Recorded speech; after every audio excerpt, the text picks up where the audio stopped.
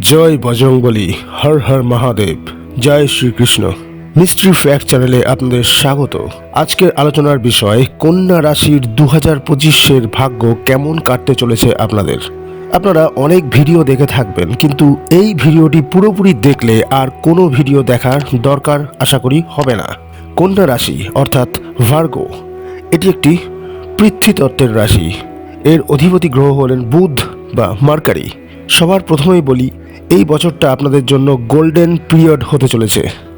যে সমস্ত শুভ যোগাযোগ আসবে তার জন্য যদি মানসিক প্রস্তুতি রাখেন, সেগুলি আরও ভালোভাবে ভোগ করতে পারবেন।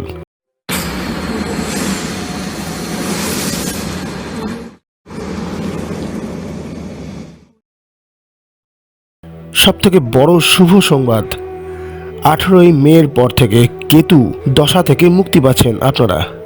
দেবগুরু বৃহস্পতি এখন আপনাদের নবম স্থানে অবস্থান করছেন। এই 2024 পুরো বছরটাই এই ঘরেই ছিলেন এবং 2025 মে মাস পর্যন্ত এখানেই থাকবেন। যারা উচ্চশিক্ষা করতে চান তাদের জন্য খুব শুভ।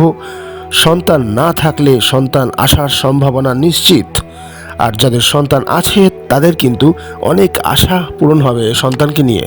15 মের পর থেকে দেবগুরু দশম ঘরে গোচর করবেন। তখন আপনাদের কেরিয়ারে বিরাট পরিবর্তন আসবে। আপনাদের ম্যানেজমেন্ট ক্ষমতা অনেক বেশি বেড়ে যাবে। যারা কন্ট্রাক্ট কাজ করেন, টেন্ডার নিয়ে কাজ করেন, তাদের প্রচুর লাভ দেখা যাচ্ছে। সরকারি কর্মচারীদের পদোন্নতি এবং সরকারি চাকরির পরীক্ষা যারা দিচ্ছেন, চাকরি পাওয়ার সম্ভাবনা খুব বেশি রয়েছে। যারা পড়াশোনা করছেন তাদের পড়াশোনায় খুব মন বসবে।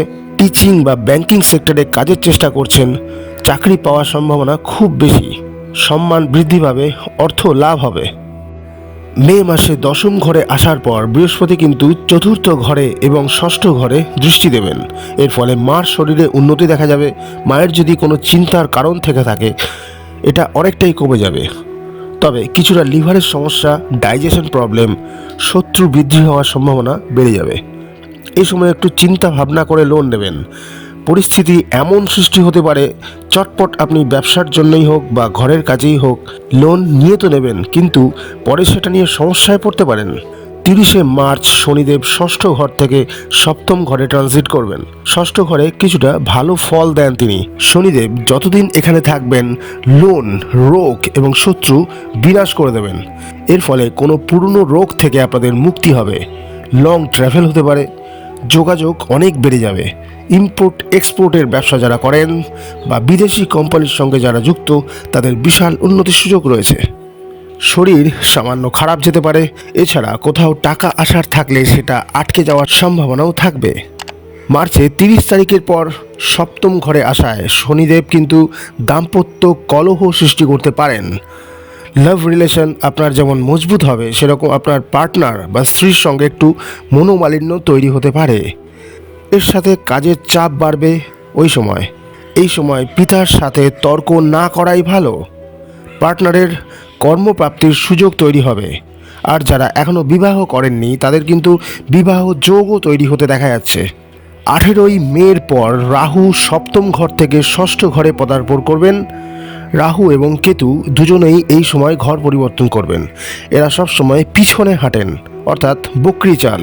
তাই কেতু প্রথম ঘর থেকে দ্বাদশ ঘরে এবং রাহু সপ্তম ঘর থেকে ষষ্ঠ ঘরে আসবেন।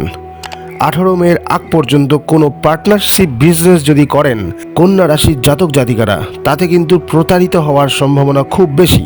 কিছুটা দাম্পত্য কলহর সম্ভাবনা রয়েছে। এই সময় মানসিক চাপ লক্ষ্য করা যাবে। যারা গবেষণা করেন তাদের মধ্যে একটু বেশি দেখা যাবে ডিপ্রেশন। কর্মসূত্রে জন্মস্থান থেকে দূরে থাকলে কিন্তু এই সময় লাভবান হতে পারেন। 18ই মের পর রাহু ষষ্ঠ ঘরে আসায় সব রকম আইনি সমস্যা, লোন এবং রোগ থেকে মুক্তি পাবেন। কিন্তু কেতু প্রথম ঘর থেকে দ্বাদশ ঘরে আসার জন্য পিতার স্বাস্থ্যের একটু অবনতি দেখতে পাবেন। আর আপনাদের আধ্যাত্মিকতার প্রতি আগ্রহ বাড়বে। অনেক এনার্জি বেড়ে যাবে সব কাজ করার জন্য। ছোটোখাটো খরচ একটু বাড়তে পারে। রক্তপাত হওয়া, গা হাত পা ব্যথা হওয়া, কোমর ব্যথা সম্ভাবনা থেকে যাচ্ছে। 7ই জুন থেকে 1.5 মাস একটু সাবধানে চলাফেরা করা ভালো। বিবাহ সম্বন্ধিত কারণে আইনি সমস্যায় পড়তে পারেন। আজকে এই পর্যন্তই।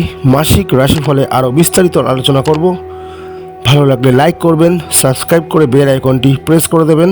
ধন্যবাদ।